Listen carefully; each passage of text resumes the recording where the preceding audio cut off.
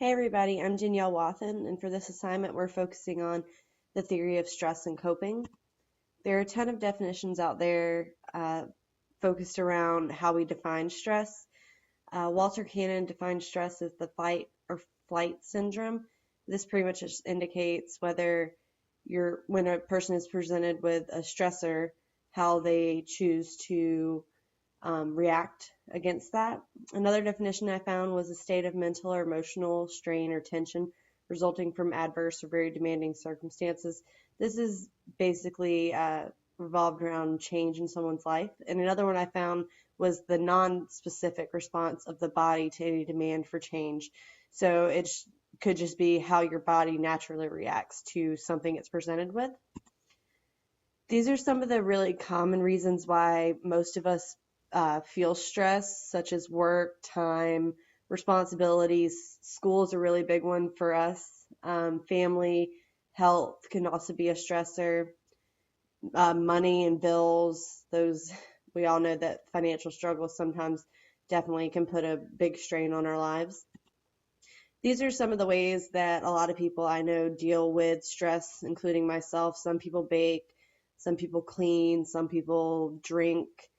Um, but the thing about these is these are kind of temporary fixes. They don't really fully negate from the stressor.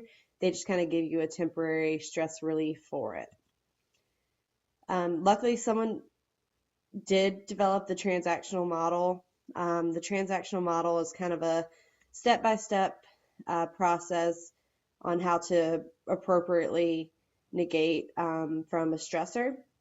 It starts with the basis, identifying what the stressor is, and then doing a primary appraisal. And this is determining the severity of the stressor. This is your am I okay stage. It's actually, seeing how big of a stress that the stressor is putting on your life. The secondary appraisal phase is how much control do you have over the stressor. So how much can you change and what can you change? And it's kind of finding out who's really in power. Is it you or is it the stressor? There's two ways to go about doing this: problem-focused coping and emotion-focused coping. I found that some stressors kind of require the need of both types of coping, but problem-focused is mainly using your brain and trying to think through a problem, whereas emotion is kind of listening to your heart and dealing with the stressor through your emotions. So a lot of people use meditation, exercise, and relaxation. This is also a chance for people to kind of weigh the pros and cons of making any changes.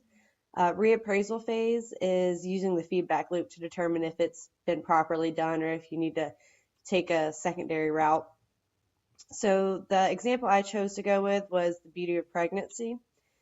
And in pregnancy, the main stressor is that there's a baby on the way. There's a ton of stresses that come with being pregnant, but this is just a main broad look at it. So the primary appraisal is, are you actually ready to be a parent, or to bring another life into the world? And then the secondary appraisal phase would be determining what kind of control you have, if any changes need to be made in your lifestyle. And so you can do this by problem-focused coping, such as uh, changing lifestyles and realizing maybe you need to be in a better financial place, or make some lifestyle changes. Emotion focus is, deciding how you feel about the pregnancy. And then reappraisal is going back to see if you maybe needed to change certain things about your life that you didn't initially think you needed to. And then these are my references. Thank you.